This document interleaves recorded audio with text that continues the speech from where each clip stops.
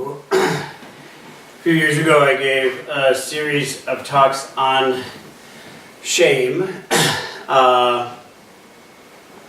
and since then have received several requests to do another series on the topic, and each time I said, well, I already did a series on that topic, but well, in Buddhism we have this tradition that if you're asked to do something 3 times, then it's a big deal to say no. The Native American traditions it's 4, but in the Buddhist tradition it's 3, and so 3 times happened due to someone named Wayne Champa, who sent in an elaborate and eloquent request for some words on the topic. And so I'm going to try to say everything that I have to say today, but this might turn into a series, because there is a lot to say about it. And I have the sense that shame is becoming an increasingly problematic issue as time passes. And as you should know that for me, I'm the kind of a person, when I say time passes, I usually am not referring to the time scale that most people are referring to. So most people, when talk about time passing, are thinking in terms of, I don't know, hours, weeks, years. But I usually don't think about it that way. Time passing to me happens in terms of hundreds of seconds or hundreds of years. And it's hard for me to keep track of what happens in between those time scale. So in this case, I'm referring to centuries and even millennia.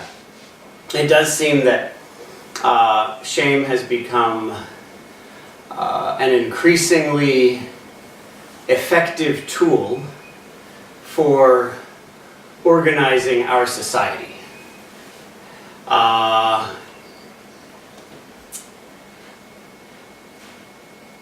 So before I get into that, I'd like to make a distinction between 2 things. And I think we as a group should decide, I'd like your help on this, what words to use for these 2 things. There are 2 different things that I'm going to refer to, and we need words for them. And I'm repeating this a few times because it's common for us to think that words just inherently have certain definitions, but that's not the case. You can define words in all kinds of ways. For example, we have a dog. And recently we were discussing, there's a dog here, there's a dog here. Right here. Closest thing to the camera. So we were having a discussion recently about one of the prior residents who wanted a word to refer to everything. And he didn't know what word to use. And he just chose the word dog. And he used the word dog, and it meant everything. And that's just what it meant for him. It meant everything. So the universe is called dog. And you also are called dog. And air is called dog. And all things are called dog. And that worked really well for him, actually. He created a whole meditation technique with this, and it bore fruit very quickly.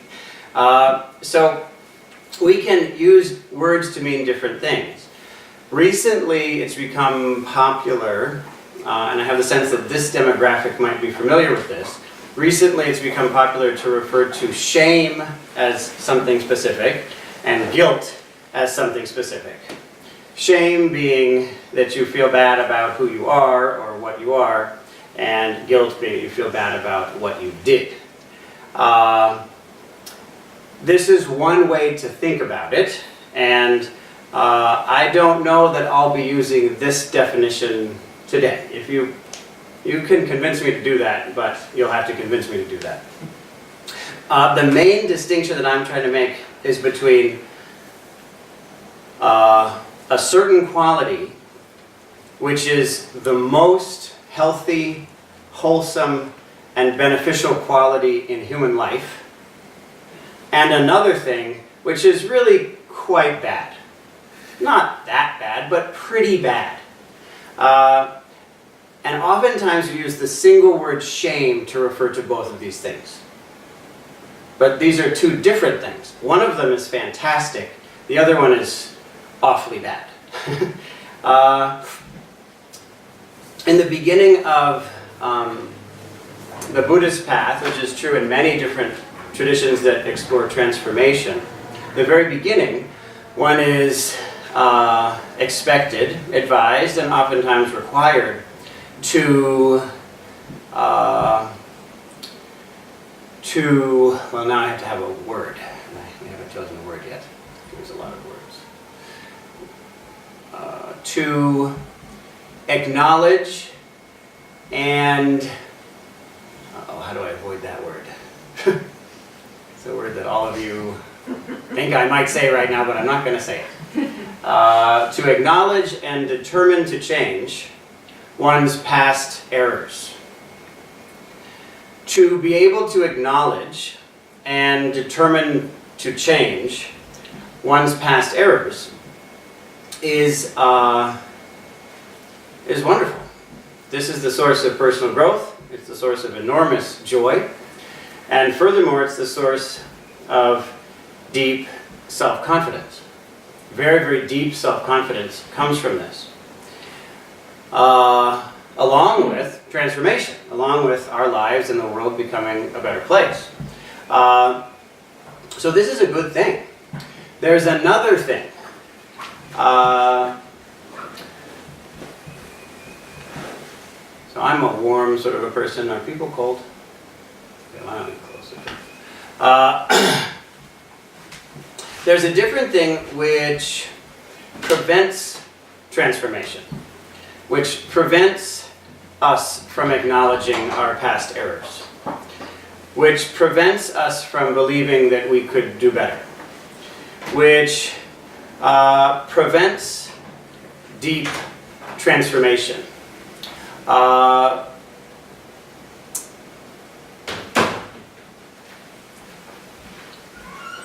sense that that both mistakes and character flaws are inherent aspects of what we are and how the world naturally functions. So my question now is, I've defined these two things. What word should we use for them? Any ideas for the first excellent quality that allows bliss, transformation, and confidence? Why not transformation? Because transformation is an act that results from this quality, from this experience. Yeah. So you acknowledge your errors and you determine to do better out of self-respect and care for the world. What is that? Humility? Humility, yes, although humility isn't necessarily the act of making that determination. I have the sense that we're just going to end up with the word that we all know. Conscience? What? Conscience? Conscience. Conscience is very interesting here. I wouldn't say conscience because conscience is the thing that leads us to this acknowledgement, but it isn't necessarily the thing. It isn't necessarily the act of determining to make a change. But conscience is a very, very interesting. Conscience is a very interesting word in the English language. It's a brilliantly constructed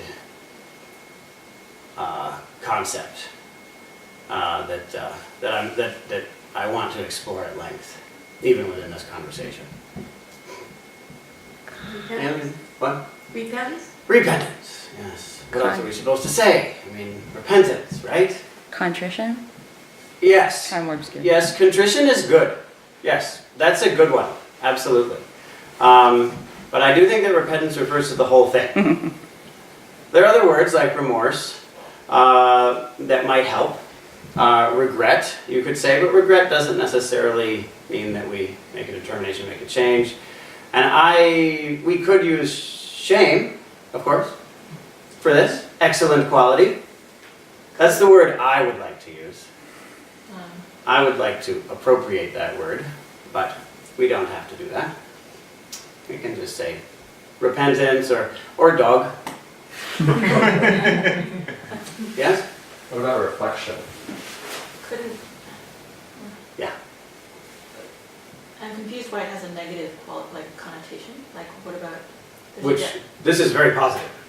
right, repentance usually has or regret or shame usually has a negative connotation. Isn't that interesting? There's like a Japanese phrase that is suyoku naritai, which is like, Mm-hmm. I have a will to get stronger. Yep, that's true. Yep, It's that's a positive connotation. That's true, and it's interesting that we don't have such an easy time finding that in our language, as typically exists not only in Japan, but also, for example, in Tibet, which is something I'll talk about, I hope, as we move through this conversation. So that is interesting. But do you have one, Other than the Japanese phrase? other than the Japanese phrase? It's going to take a long time to teach. I don't know if I'm going to want to do that. It's a simple phrase, but I don't know that that's what's going to happen today. Yeah. Something like resolve. Resolve, yes, resolve. Although resolve doesn't necessarily mean that we acknowledge our past errors. So it's difficult. Yes, reflection. Well, reflection is good. It also just doesn't mean that we're going to make this determination. And the determination matters. It matters a lot, actually. So this phrase in Japanese, it implies, the connotation, but the explicit connotation is that you're acknowledging that things have been inadequate or improper, and now you will make them good.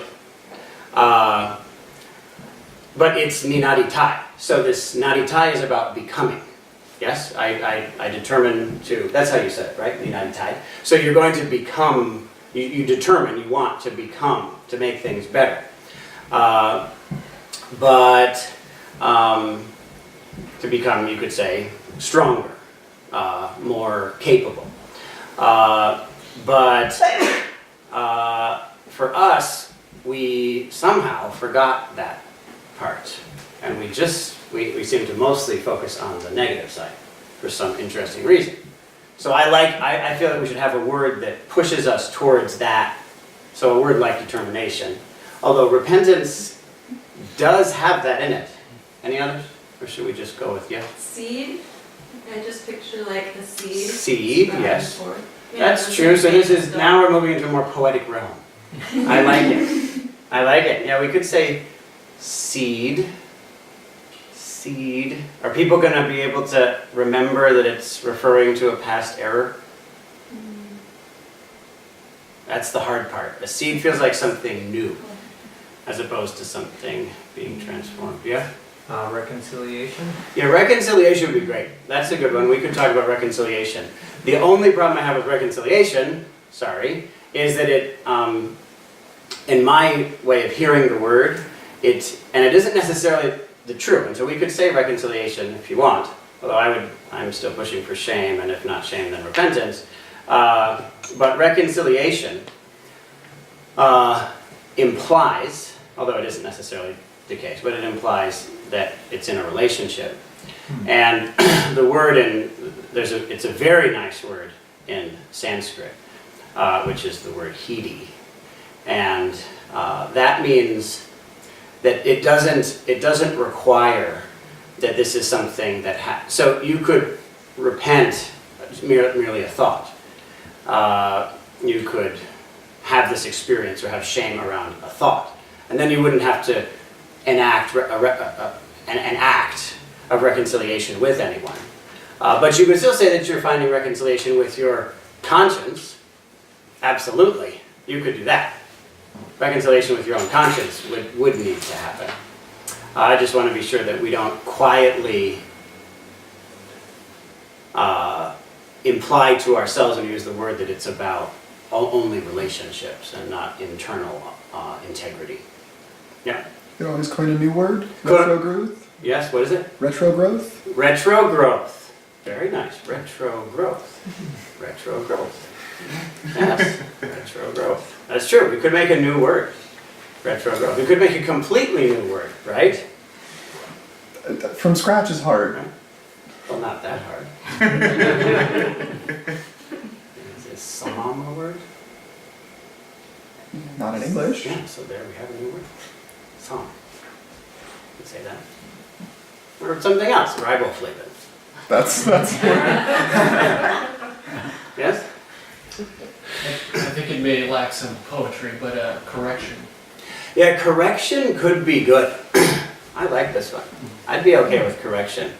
That's my third choice. I like correction. That's nice. Actually, that's very nice. Correction.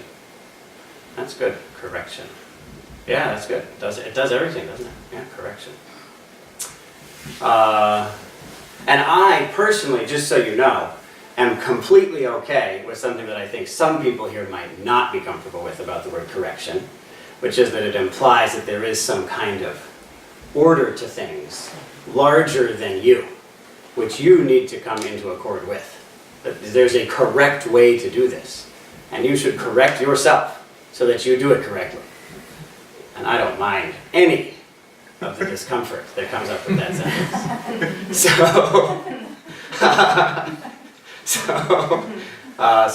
That's good. Okay, so shall I just decide, or someone want to decide for me? I'll give you 3 seconds. Correction. Correction, very good. So we'll use correction. So this, good, so no problem. See, letting it go. So correction is what we're going to use for this one. What about this one? What about this very negative quality? This problematic experience that is unhealthy and inhibits good in the world. Self-flagellation. Yeah, self-flagellation. Yep, it's long. It's a little long. Even correction is actually long. It's the reason I like shame. But you have no shame. So what about this other one, this other thing? What should we call that? For me, shame is more on that side. We could do that. We could just say that we acquiesce. Yes, we give up, and we let our culture decide that that's the definition of the word. We could do that. And so you can have that vote. Soon enough you'll probably have the chance to make the decision, because I don't want to spend the entire time just talking about this. Harm. Well, yeah, too vague. Very vague. Harm is all kinds of stuff. Right? Is it? Oh, yes, it's so many different things. In all its ways? We're not referring to hitting someone. We're referring to a very specific act of a very specific kind of harm. So I think we need something more specific. How about just painful self-consciousness? I know that's a Ah. phrase, but that's what we're talking about, right? No, not really. That's also much more general than what we're referring to. Referring to something much more specific. What about I'm bad? Yeah, I'm badness. The only thing about that is that while it works, the thing that actually happens when one does this is that one subtly determines that not only am I wrong, but things are wrong. My nature is flawed. And if my nature is flawed, then everything is flawed. Does that make sense? Because my nature is just nature. We're nature. So if my nature is flawed, then everything is flawed. So I'm bad is a little too self-centered, even though shame, it's why it's such a brilliantly damaging experience. Because it seems as if you're referring to yourself with shame, with this thing we call shame. But actually you're referring to everyone. And so you create distrust for everything from here on. So it's a very effective way to prevent anything good from happening. Yeah. Dissonance? Yeah, dissonance is good. It's true, it's dissonant. But again, we want something, it's an act, right? You're taking an action here in this, this is an actual act. Yes? What's the action that you're defining explicitly? You're saying, well, were you here when I explicitly defined it already? I was here for the second half, so if you didn't, Good. Well, you don't have to people like it repeat again? Yeah. Okay, so what, no? Yeah, sure. So, so you are making the determination that you are inherently flawed, that you should but cannot truly change, that you will cause benefit through harming yourself in order to prevent yourself from being who you actually are, which is bad. Wallowing. What? Wallowing? Yeah, wallowing is nice. It's true. Wallowing is good. Defeat, Self-defeat. despair. Despair brings up a whole new can of worms, actually. That's a big one. Brings up a whole new can. Condemning. Yeah, self-condemning or general condemning. Yeah, condemning is nice. Correction, condemnation. Condemnation. I know, but it sounds better. Then you can compare it to redemption, yes? See? You're referring to a specific act, A specific act. suicide. Well, yeah, it's kind of like suicide. It is a kind of self-destruction. That's right. This is absolutely a kind of self-destruction. And yet, that I think is, if we use the word suicide, then the whole conversation is going to be confused. So we can't do that. Contempt. Yeah, self-contempt or general contempt. So we could say correction and contempt. Yes. Self-degradation. Self-degradation, yes, or general degradation. Okay, so I have my preference, and we only have 5 or maybe 10 minutes left if I push things. So I'll give you 3 seconds, and then I'll decide. Wow. All right, I'll decide. So we have correction on this side as the word we're going to use for now, and we'll see how well it works.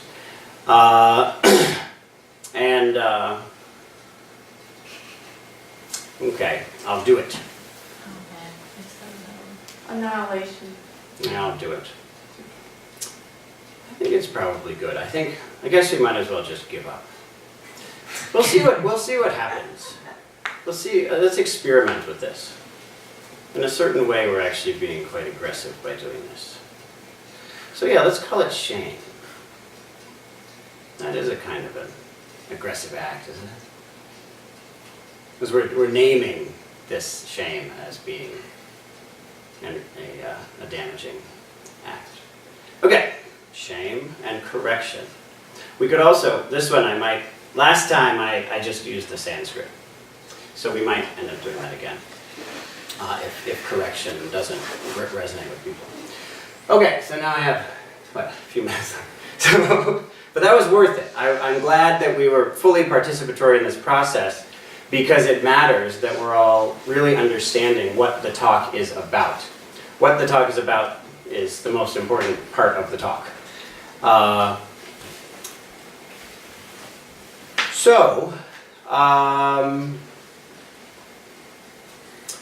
The act of acknowledging that we have made a mistake and that we can do better, this act of correction, is extremely beneficial and extremely powerful. And it seems that we do everything in our power to avoid it. It's amazing how fully we try to avoid this experience. If we avoid this experience, then deep growth, transformation, happiness, well-being is at best unlikely. At best unlikely, and there's an argument to be made that it is impossible. The Buddha was clear that this experience is the most wholesome act and is the beginning of a spiritual path. So it's excellent to have this experience. If we have this experience, then we gain the power to transform ourselves, and naturally, of course, we gain the power to transform the world. If we transform ourselves in this way, then the world must transform with us. It has no choice, because neither we nor the world have self-existence.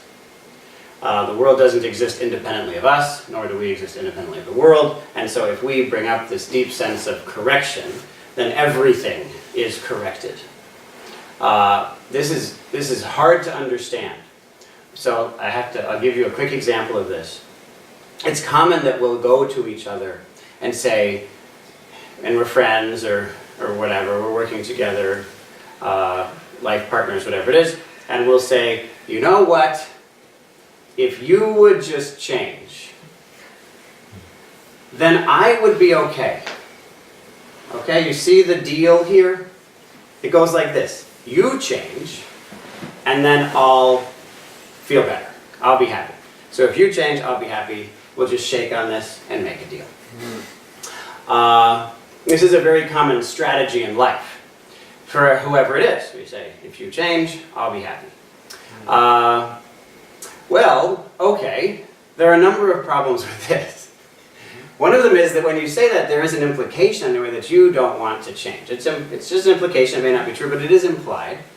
And if you don't want to change, then there's no way forward. Because if the other person changes, and you're in a relationship with them, you have to change. You can't be in a relationship with someone who changes without changing. It doesn't work that way because we're interdependent. We have this illusion, which I guess since we're already at time, I'll be exploring in future talks, but we have this illusion of an independent self who's over here, and you could change without me changing. And so if you would just change, then I would be happy.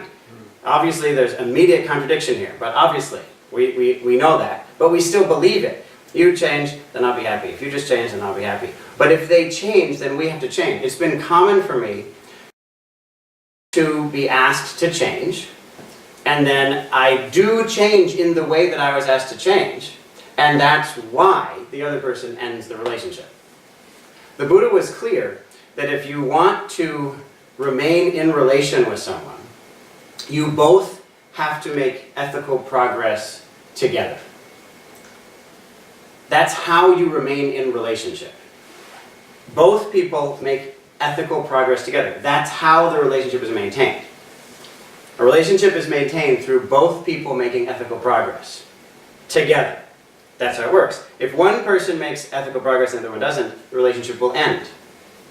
So when someone asks us to change, and so we do change and we improve, and they are unwilling to do that, then of course the relationship has to end. That's just how it goes. That's the reality of it. So it's common for people to come up to us and say, you know what, you should really change. And then if we say, okay, then we know we might be destroying this relationship. If I do what you've asked me to do for you, then that might end the relationship. We acknowledge that. It may or may not be worth it, but in any case we make the decision. Once we've made a decision and we make that change, then everything has to change with it. Everything has to, because everything is connected. So when we make the determination to make a change, then we have established a correction throughout our lives and the world. With that comes enormous self-confidence. And for that reason, this is an extremely powerful act, and one that is advised again and again in tradition after tradition. However, because it's so powerful, it has to be managed.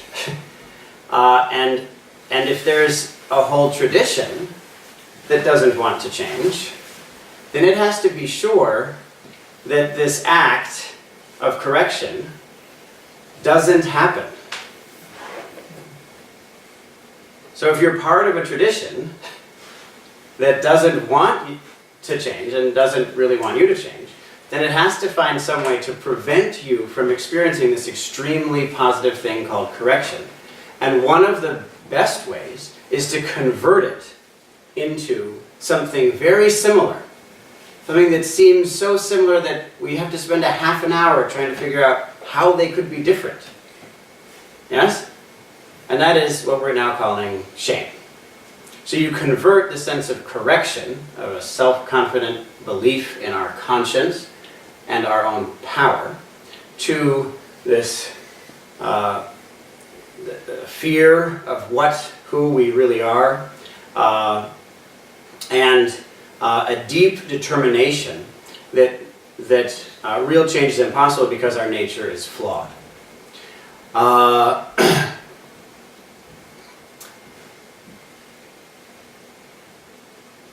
For us,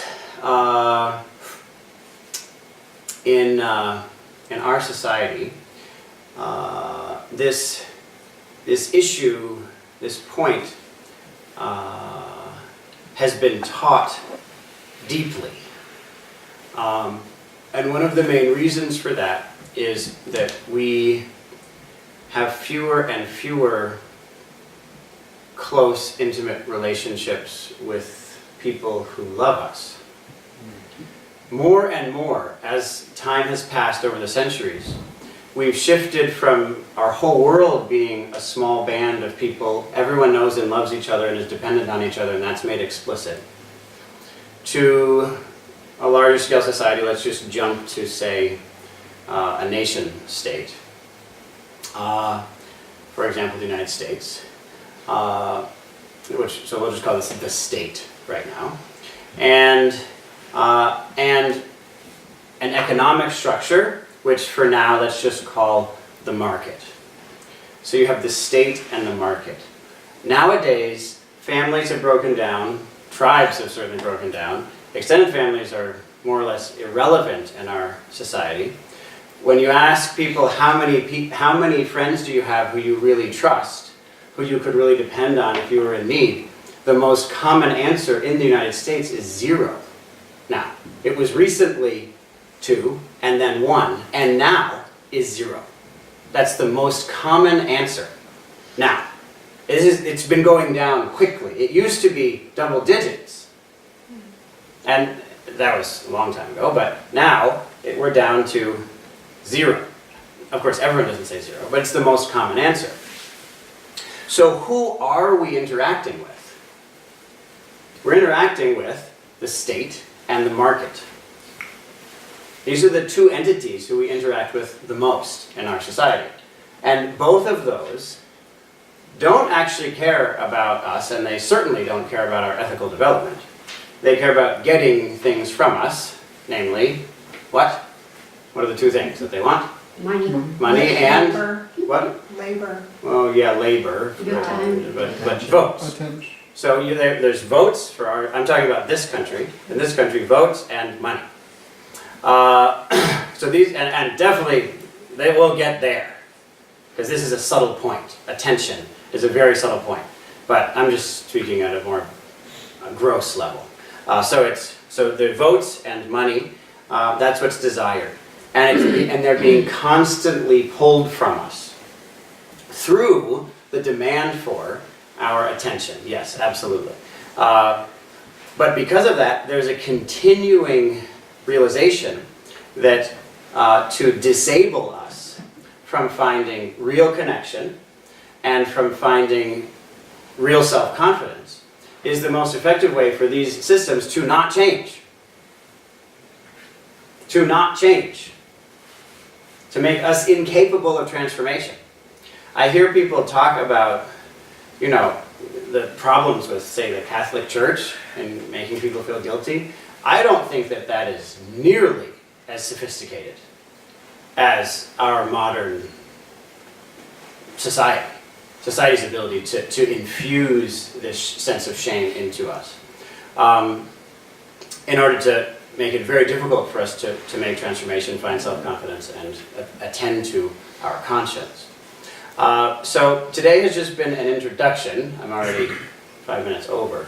But it was a way of giving an overview of what the topic is, and also why I consider it to be so important for the future of the world. Of course, it's also important for our own personal experience, and I look forward to exploring it in more detail in the future, but for now we'll have the chance to explore it experientially with a mindfulness practice.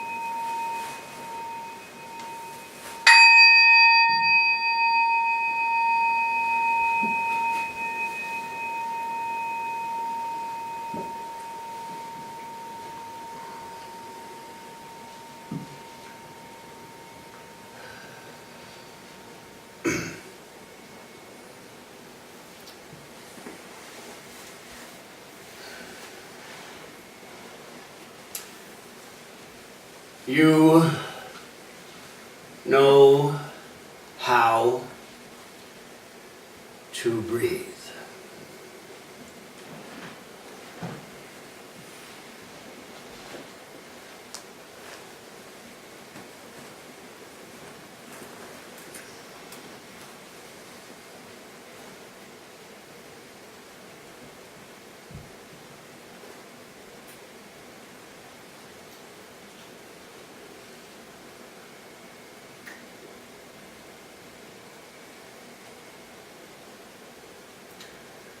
You know how to breathe.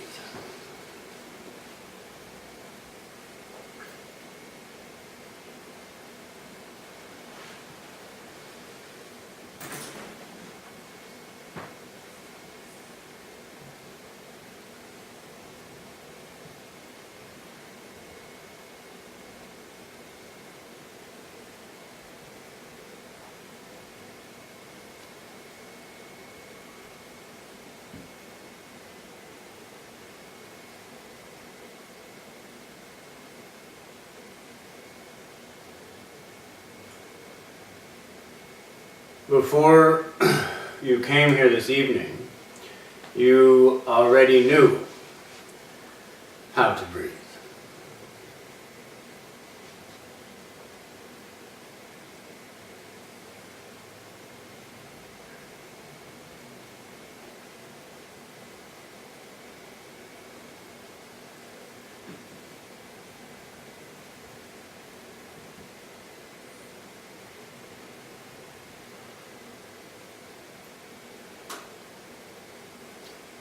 If your breath isn't working for your bodily needs, you know how to change it.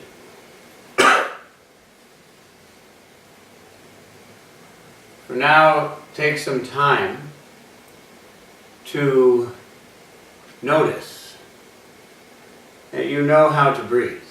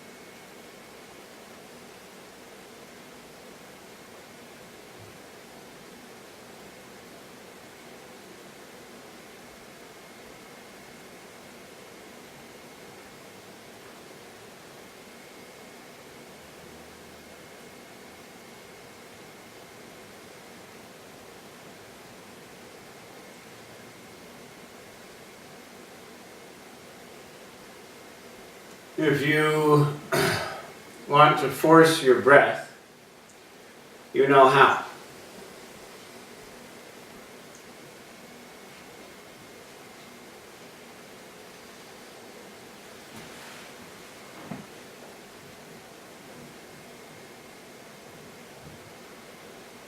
If you become distracted and think about something else, you still know how to breathe.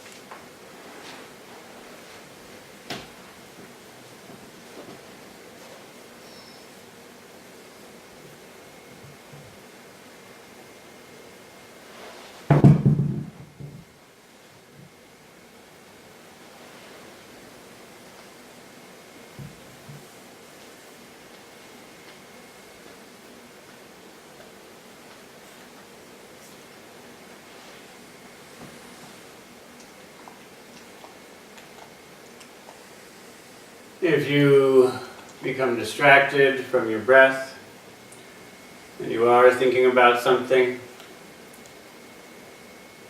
then that demonstrates the fact that you know how to think. You know how to think.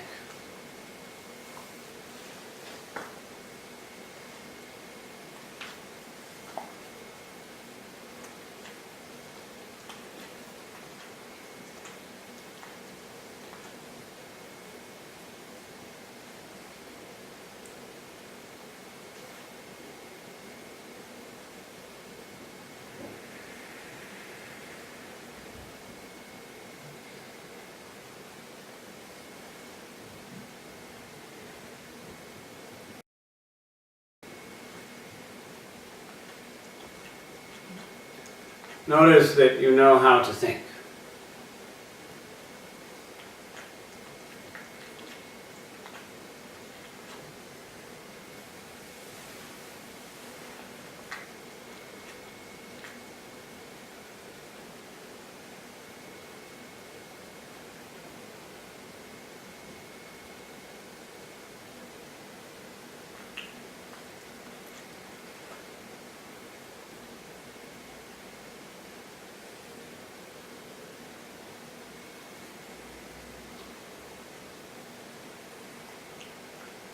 At this time, you may be attending to your breath and noticing that you know how to breathe, or attending to your thoughts and noticing that you know how to think.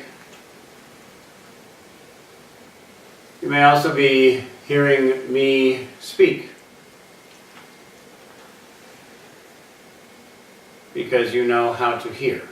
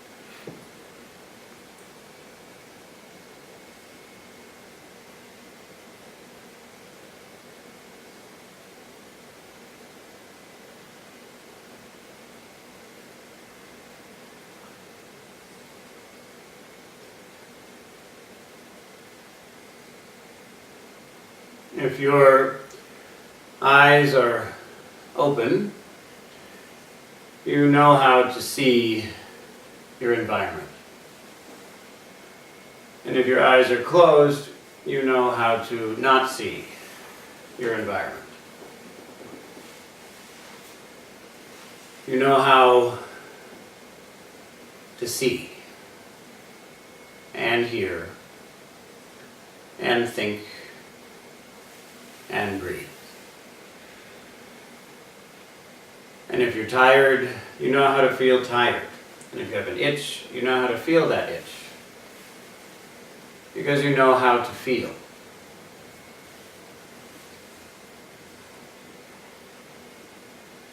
Notice that you know how to breathe and feel and see and hear and think.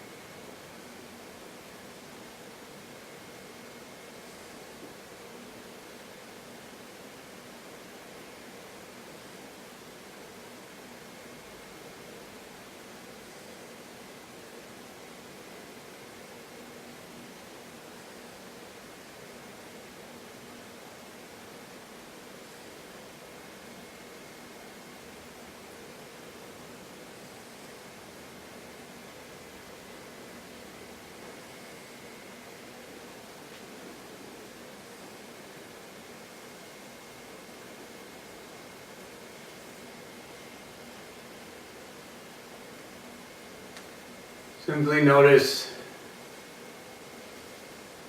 as you're breathing that you already know how to do that. As you're hearing, you already know how to do that.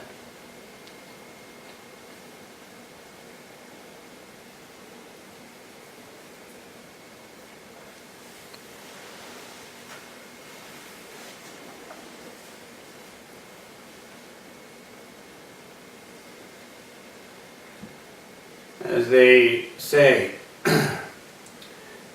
when you hear a crow, it says, caw, caw. And when the Buddha hears a crow, it says, caw, caw. You already know how to hear a crow.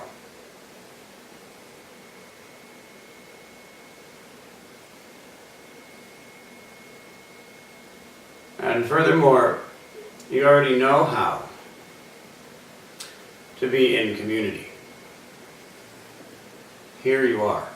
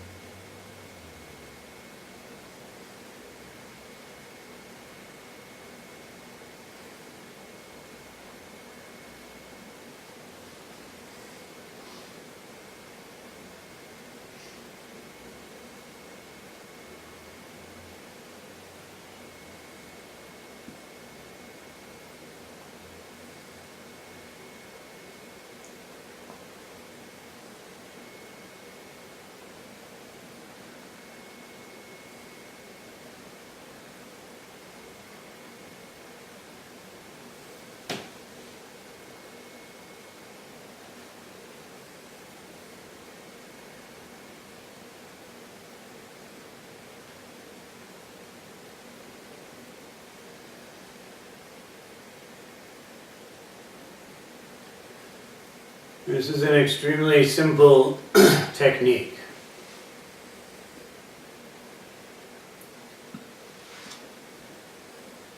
Whatever we're doing,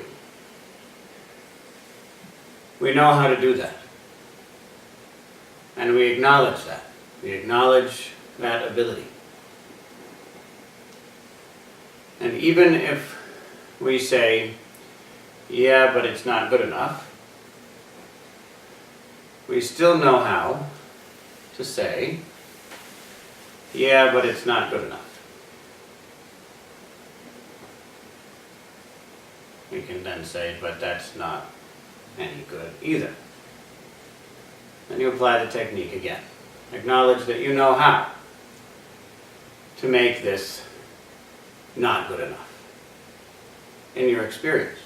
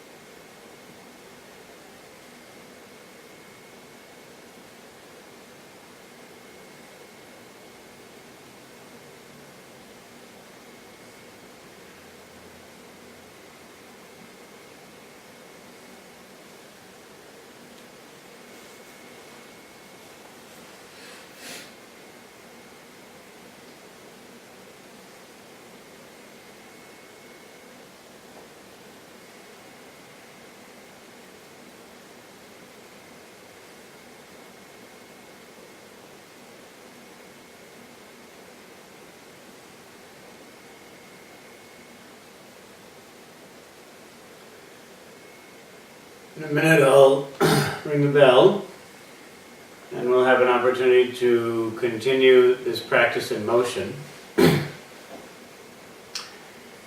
If you're interested in going outside, please feel free, but know that this break will only be a few minutes long. A break from the seated practice, making use of a practice in motion. And if you do go outside, then acknowledge that you know how to go outside. You come back inside, acknowledge that you know how to come back inside. If when you're outside, you know how to perceive outside, notice that you know how to perceive outside when you're outside. And if, when you come back inside, you perceive inside, notice that you know how to perceive inside when you're inside.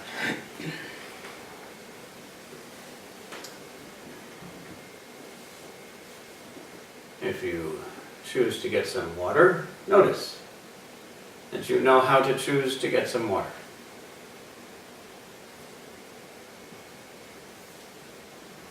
It's already happening.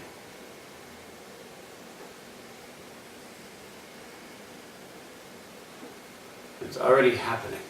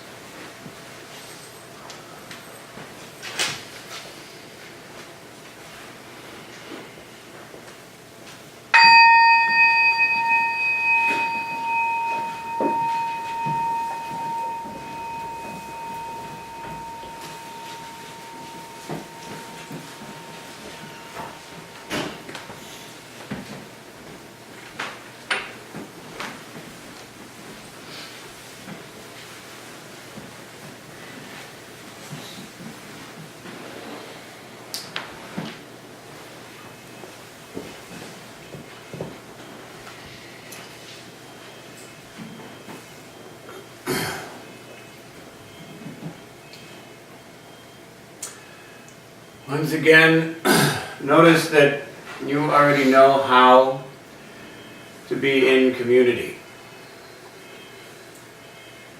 You already know how to enter relationship. Here you are.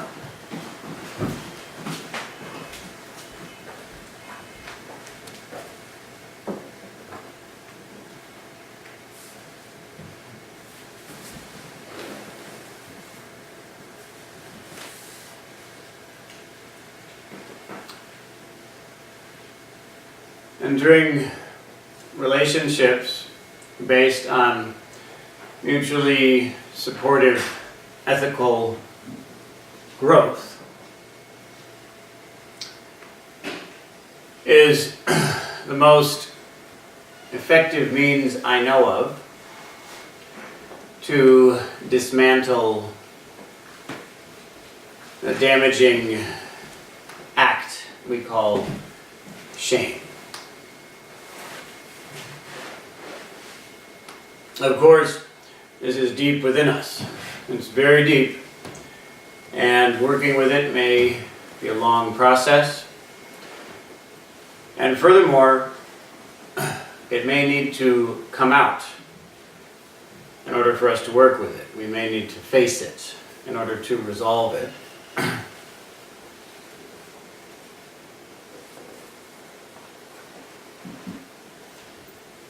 But in my experience, both as a student and a teacher of this path, it is in relationship that the growth in this way most effectively occurs.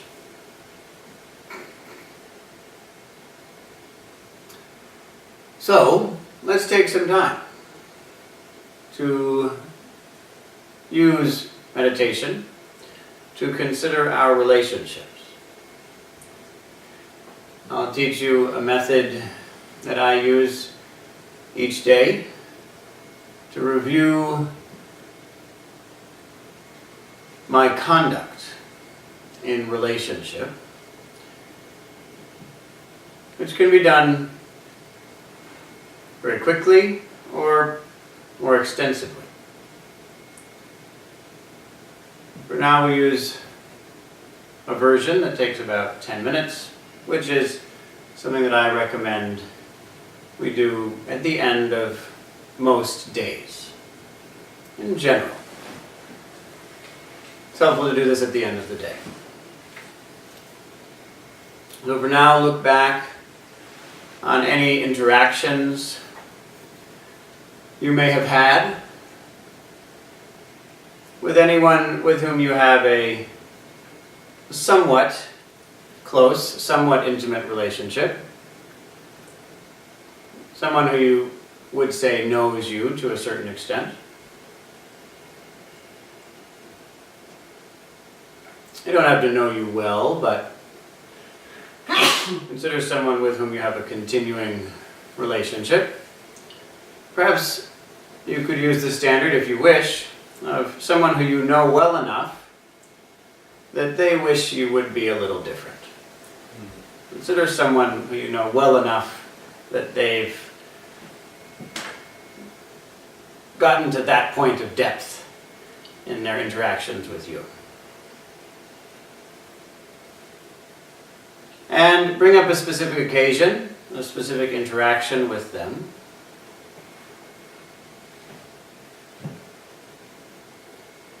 Consider how you behaved, what you said or did in that interaction.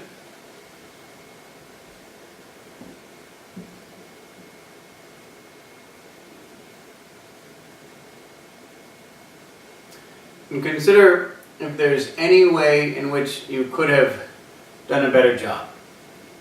Can you think of any possible improvement to your behavior?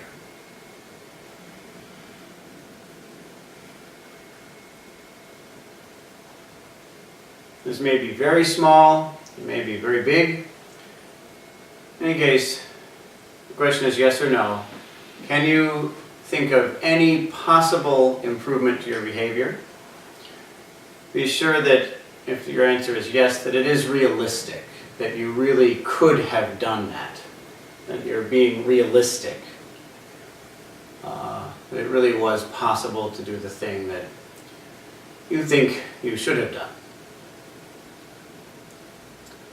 And if you come to the conclusion that there is absolutely nothing that you could have done better, that, as I say, would have been feasible at the time, then take some time to feel deeply proud of yourself. Take some time to congratulate yourself. Speak well to yourself, of yourself.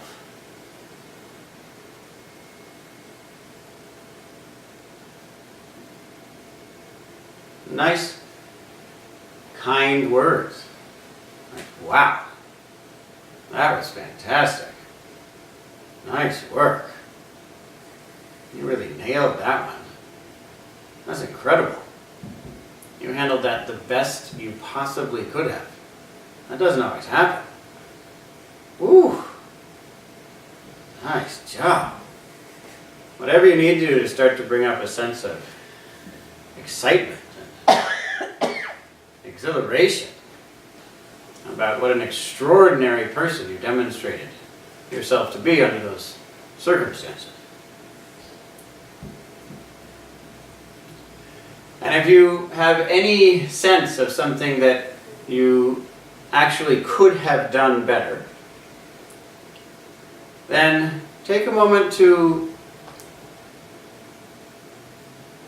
define that. For example, watch yourself doing that in a similar situation. And then make the determination. I am determined, I will make an effort to behave in this way in the future. Make that determination. I am determined to behave in this more positive way in the future. If it's feasible, if it's possible, this is what I will strive to do. And having done that, take a moment to congratulate yourself. You just did the most important thing for transforming the world. No one ever in all of human history has ever done anything more beneficial to the world than what you just did. You are the single most powerful, most positive force on this planet. And congratulate yourself for that. Be astonished at your capability. Just now, you transformed the world. For the better.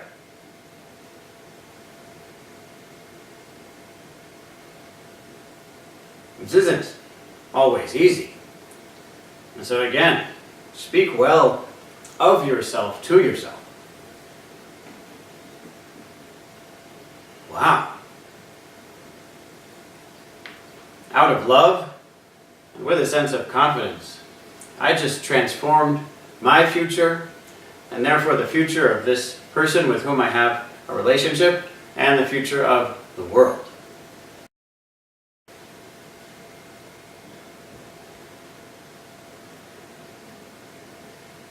This is the astonishing power of my mind and my life.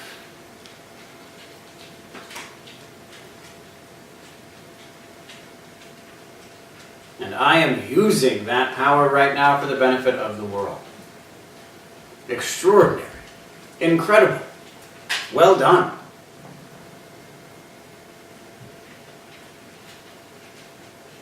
Speak well of yourself to yourself. And having done that, do the whole thing again. Consider another interaction. Consider again, is there any possible way I could have done that better? If not, congratulate yourself on having done the best possible job under those circumstances. If you find something, commit to doing it in that improved way And then congratulate yourself again on changing the world for the better. And do this again and again until you can do the entire process in about 10 seconds. Just practice again and again. We still have several minutes remaining. And don't worry if it takes more than 10 seconds at first. Gradually, this will become very natural.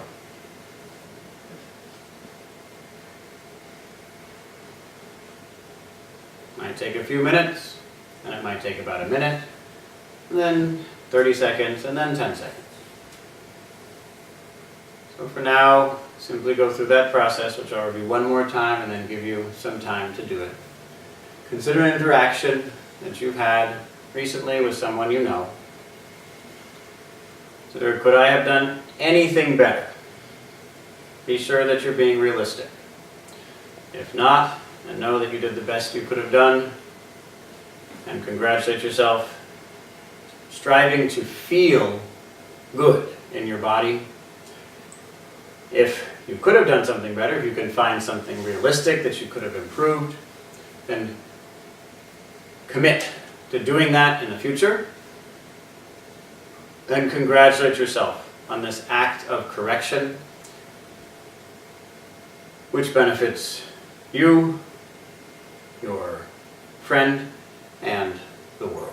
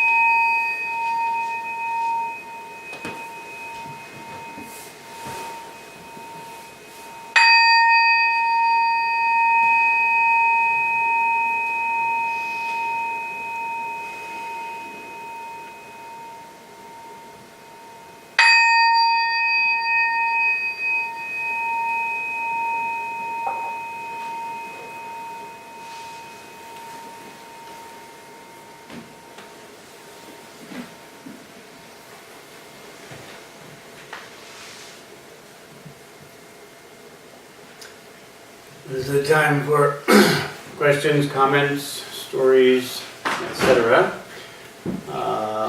We have a little under half an hour, so please. No, time is yours. Make use of it as you will.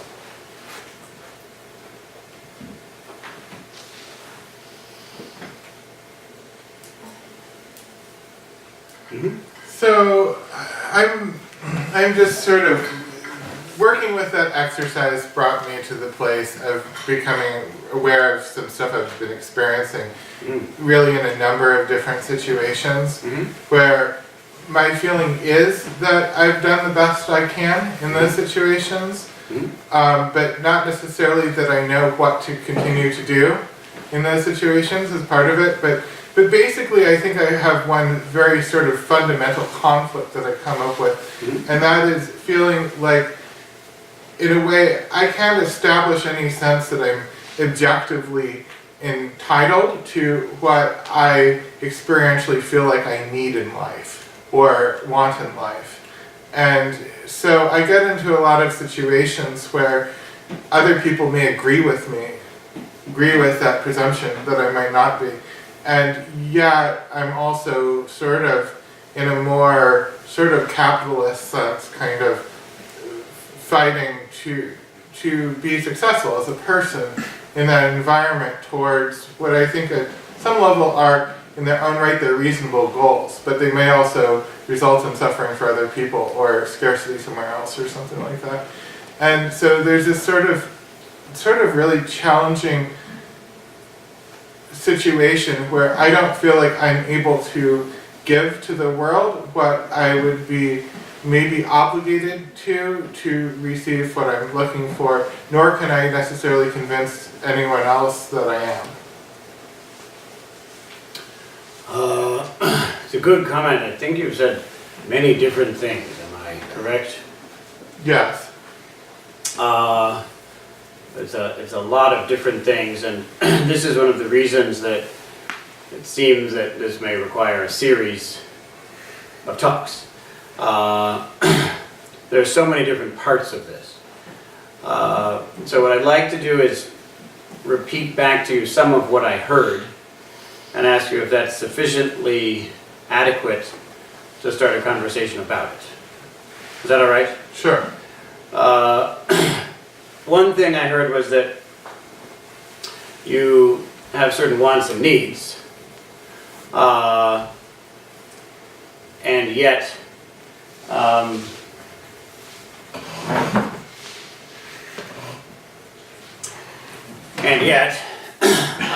you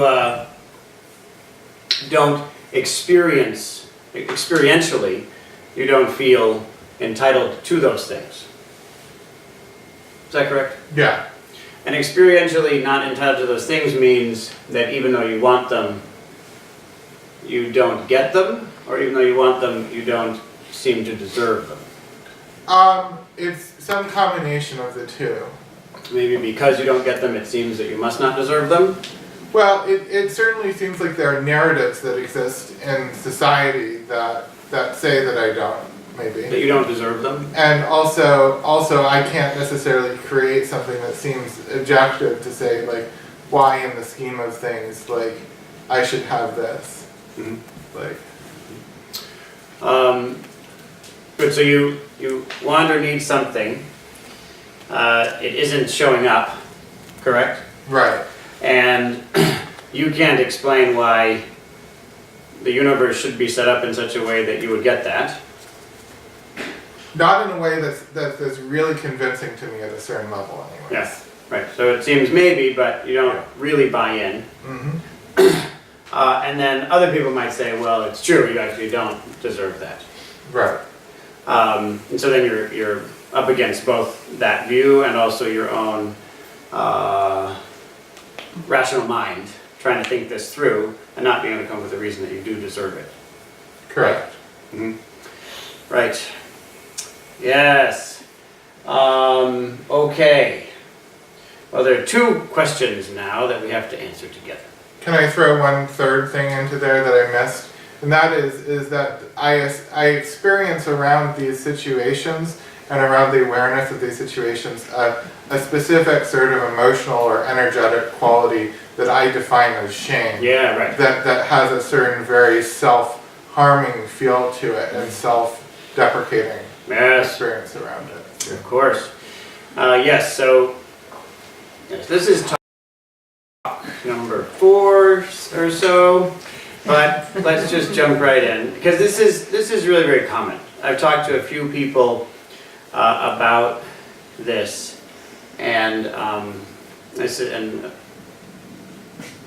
before I did this talk, I talked to a number of people about shame in general, and a few people have brought up this sort of experience as something that they're interested in working through. So it's common. But before we get to that, we have to determine how deep do we want to go here. So how deep do you want to go here? As deep as you want to. Okay, how deep do you want to? Okay. As deep as it takes to solve it. Okay. Oh, all right. Yeah. That could be deep. So, you sure you mean that? Yes. Okay. Sounds good. Good. Well, then there's a certain amount that we can do with that right now, and there's a certain amount that we can't deal with right now. So let's just jump into that second part. I was talking to one person, a refugee, who's not native to our culture, about shame. And before this talk, I asked her about, do you think this is an important topic? And she said, yeah, it is an important topic. And I said, why? And she said, well, because Americans experience a lot of shame. Which is a fascinating thing to say. Maybe you know the famous dialogue between, I believe, a professor. It was at Harvard, if I'm not mistaken, a professor and the Dalai Lama. And she asked him, what should we do about self-shaming? What is the Buddhist view on how to respond to this sense of self-shame? And how many of you have heard this story already? Only a few. Wow. This is a great story. So he listened to the question, and he speaks, he speaks pretty good English. And he then turned to his translator and he asked about this, because sometimes he doesn't understand and wants to be sure he gets the full meaning. And so they discussed it for a while. And then he turned back and he said to her, I'm afraid I can't help you. We don't have that problem in Tibet. I've never heard of this, he said. I have no idea what you're talking about. I've never experienced it. I don't know anyone who's experienced it. And I have no idea how to help you. I'm sorry. And I lived in Tibet. Zeph, would you mind just staying this way a lot? Maybe even that chair.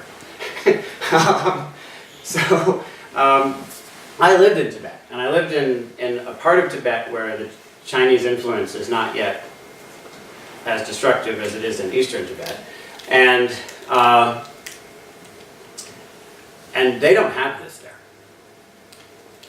They just don't have it. And I'd say that while Tibet's an extreme case, we heard an earlier example of another culture that seems to respond to this very differently. Although the Japanese, I lived there too, and Japanese have their own versions of this, of course. But there's just a different attitude. There's just a fundamentally different attitude about things. And so I want to talk about both parts of this. And this is going to go pretty deep, because you said so. One part, so you have to be ready for that. Everyone here actually has to be ready for that. So the first thing is I asked this refugee, why do Americans experience this so much? And her answer was just so, she was kind of surprised at the question. She said, well, because none of you have community. you all think you're individuals. Of course you're going to feel terrible about yourselves. To her, it's just obvious. If you think you're an individual, you will feel inadequate because you're not. So you're cutting off most of yourself. So you're going to feel inadequate. You're going to feel like you have all these needs that aren't being met. Of course you are, because you're referring to this incomplete part of who you are. And you're calling that the whole.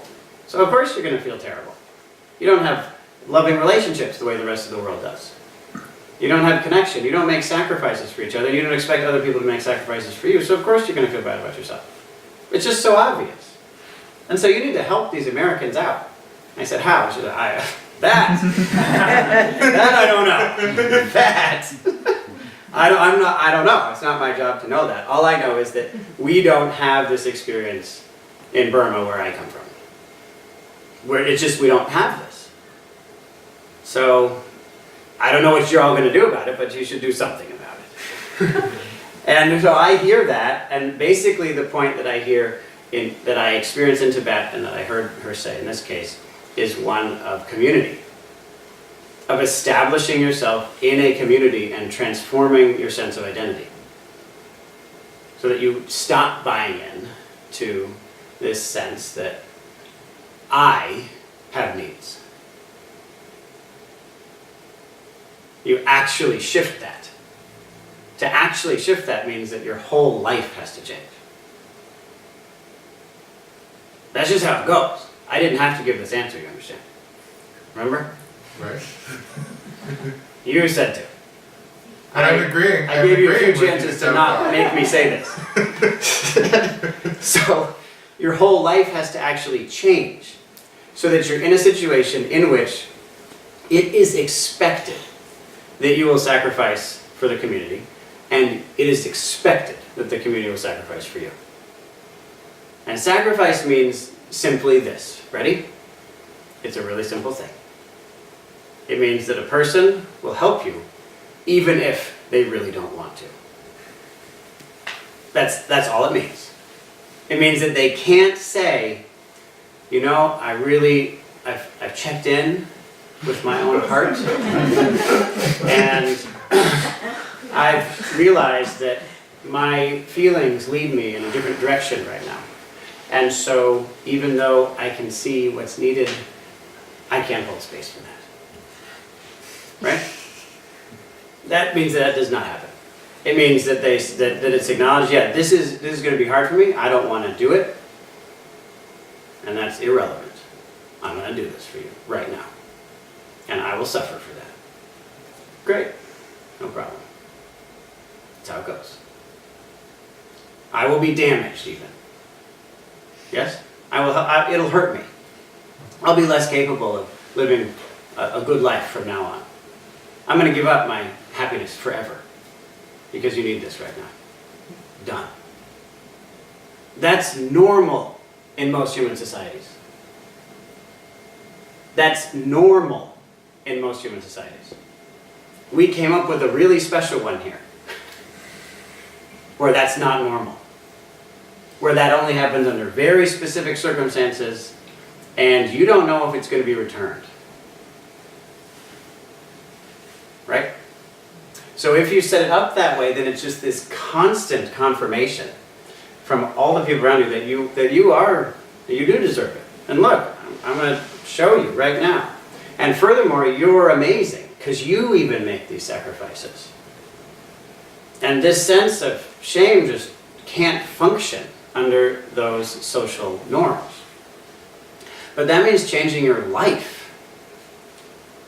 That means changing your whole life so that you actually live in such a community and that you actually suffer for that. You understand what I'm saying? You actually make sacrifices that you don't want to make. And other people actually make sacrifices that they don't want to make. And in that way, you prove that the sense that what I want and feel is the basis of my decision making. And with that ends this sense of constantly telling each other, you're not worthy, to receive anything that would actually cost me anything. And I'm not strong enough to transcend my arbitrary human desires. And so we're constantly beating ourselves down and separating ourselves into these helpless little boxes. So the first thing, if you want to get through this, and I mean, we're not even at the deepest part yet right now. but change your whole life, okay? Change your whole life so that you live in a community like that, okay? You asked. I gave you several chances to not get this answer. Because I have other answers. If you don't want me to go any deeper, I can go shallow. No, keep going. I can go shallow. But Shallow I is like the change your question- self-talk or something? It does range. No, I think it's necessary to Yeah. at least in some form go essentially where you're going. Okay. I mean, but what I wondered still, of course, is well, Yeah. it's one thing to say I'm going to change my life in that way. It's another to execute that. You know, like I'm not sure I could define a passive behavior that would accomplish what you're talking about. I mean, it's not. Uh-oh. I mean, it sort of leads me fairly close to where I would start with that question. Really? Well, I won't make a sales pitch. I'll just make one comment and then leave it to you. You ready for this? Yes. I am not being hypocritical right now. And I'll leave the rest to you. Okay? You're going to have to figure out what I mean. I said what I said. You need to understand. Right. Got that. I am not being hypocritical when I say all this right now. Not at all. Nor do I think you are. Well, I don't really care whether you Yeah. think I am. I care about whether you understand what I mean. Right. It is easy to get that path. That path is totally available to you. It's easy now. Okay.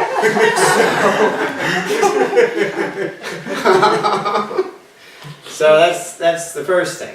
So you may be in the same place you are right now. But people have done the work so that you don't need to be. Okay? Options exist. Options absolutely exist. They exist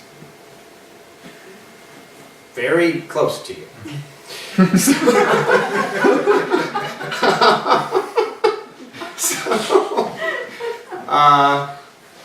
Okay. So should we set this aside now, just in case someone else has a question? Maybe that's enough. I think it might be good. Yes? Yeah, I would like to continue the question because it's Please. touching me too. Please. So I heard a lot of people say you cannot decide for another people what they want and what they need. Yeah. And if we're ready to help, we never know really. Do they want our help? Yeah, Or right. we'll just look for them, like we try to push them around, like we try to manipulate them, and how we make help, how we can be sure that we are not egoistically trying to manipulate people instead of really helping them. Yeah, it's a good question. It's a great question. Well, I'll tell you, I can't tell you what to do here, Right. but I can tell you what I've learned. I've learned that, in fact, the question here is not one of coming up with a statement about whether you can tell someone what to do and it really helps them or not, whether you can determine for someone else what they want or need. I don't think that that's really the point of this issue. The point of this issue is one of honesty. Each of us has to be totally, mercilessly honest with ourselves about both why we're trying to help and this may seem harder to understand, but how we're trying to help. sometimes it may seem obvious how we're trying to help, but we often are doing other things too. So why are we really trying to help? We have to ask that. And how is that being done? Exactly. What are all the things? Because we may be doing things that we're not noticing, and we may be doing it for reasons that we're not noticing. But I actually don't agree that we can't tell people what they want or need. And I would suggest that there's ample evidence that you can get people to want or, quote, need any number of things, like a new electronic device. The ability to get people to want and need things is actually quite well established. Sometimes getting them to want and need those things is helpful for them, and sometimes it isn't. I have had the opportunity to work with a lot of children, and I can tell you that in my experience, it's really helpful to get them to want certain things, because from my perspective, they need them. And furthermore, often, I'm right. So you find out later that you were right? Yeah, you could say found out later, but when's later? You have to do the thing then, and you have to do it with the resources you have. Furthermore, if we're going to make this sort of one of the points that this exercise the exercise we did brings up for some people is the realization that that yes, you can say that I don't know what you want and need, but I don't see how it's really any different from saying that who am I to know what I want and need? Why am I the expert? I make fun of this all the time. I say, this is my mother and sister, or let's say, I just one time I was in the kitchen, my mother and my sister were taking care of my sister's son, yes? And they wouldn't let him do something that he wanted to do, yes? He wanted to break glass on the floor. And he's very interested in throwing this glass onto the floor. He really wanted to do it, and if you asked him, I think he would have made a good case that he needed to do it. So, so they didn't let him. They didn't let him with all sorts of ways. They didn't let him by distracting him. Yes? It's easy to do that. Oh, look at such and such. They didn't do it by, for a short time, making a rational case. And they didn't let him do it by physically preventing him from doing it. Yes? And I said, come now. Whatever happened to the right to self-determination? Why shouldn't he have the right of self-determination in this case? He has free will. He has his own intelligence. Let him do as he will. And I was making fun, not of them telling him what to do at all, but I was making fun of our culture because the fact is, on the big spectrum, most of us aren't that much more intelligent regarding our wants and needs than a 3-year-old. So why should we? My point was not why is that he shouldn't have self-determination. Obviously he shouldn't. But why should we? In my personal experience, a lot of the most important benefit I've received from people is when they have disagreed with me about my own wants and needs and been right. That's an enormous gift. It's happened again and again that people have disagreed with me about what I want, and I later realized that they were right. That they disagreed with me about my needs, and I realized that they were right.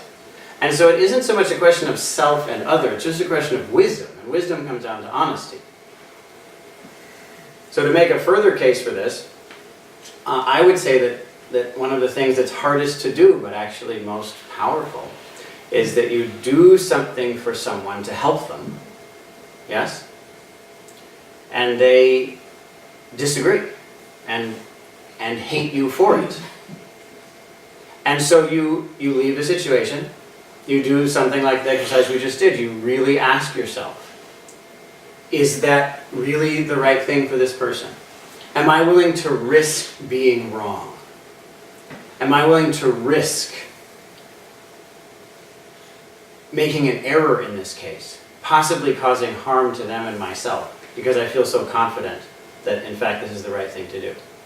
And with the clarity that yes, this is the right thing to do, you go back and you do it more. This is a test of our honesty, it's a test of our compassion, it's a test of our integrity, and it is not some clever, doctrine. It's just a matter of deeply questioning, constantly, not letting ourselves off the hook, and needing to follow through with our conscience, with what we see as right, regardless of whether that means making ourselves do something that we don't want, or even making someone else do something that they don't want. So to me, this is ultimately a question about being honest with ourselves, about being deeply honest, and then following through on that, knowing that it might turn out that this is putting ourselves actually in a very vulnerable position. So it requires, so you may ask, well, what is needed for honesty? Which is, I hope, what some people are asking. And what is needed is humility, which is a word that was mentioned earlier. We need deep humility in order to behave in this way. Because as you say, it could just be ego. We could just be doing it through ego. So we have to deeply question ourselves. Is this ego? Why am I doing this? Am I trying to make them feel better just so that I don't have to feel bad that they feel bad? Am I just trying to get them to be the way I wish I were? Am I just trying to get them to be the person who I think that they really are? Am I just? And you look at it and look at it and look at it.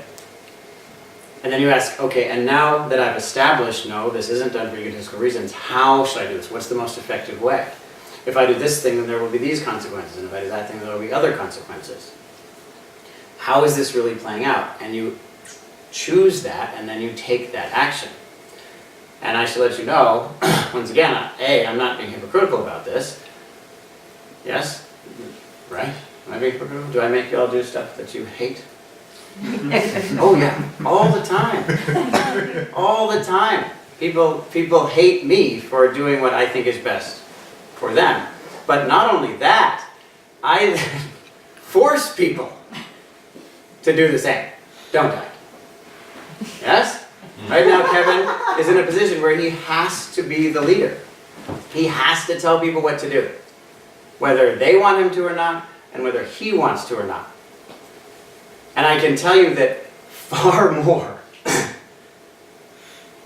well, in general, I won't make comments about him personally, but in general, people in his position experience far more purification of heart and humility of mind through being in that position and being held to the fire through their true love for other people than happens by being in the opposite position and complaining about what somebody did to me. It's very hard to be in that position when you realize you have to do something for someone and you don't know how. That, in any case, is a process of deep personal purification. And it is a situation that we are all in. So I'd ask everyone here to have the confidence that you can move through that. You can be honest enough with yourself that you can make a good decision about how to treat someone else. And then you can learn from any mistakes that come.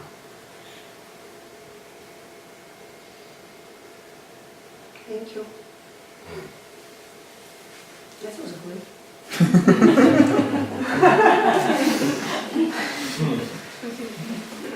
Is it great? Yes? Yeah. Sorry. We have to stop, I'm afraid. I know it's so fun to have these conversations, but it's time.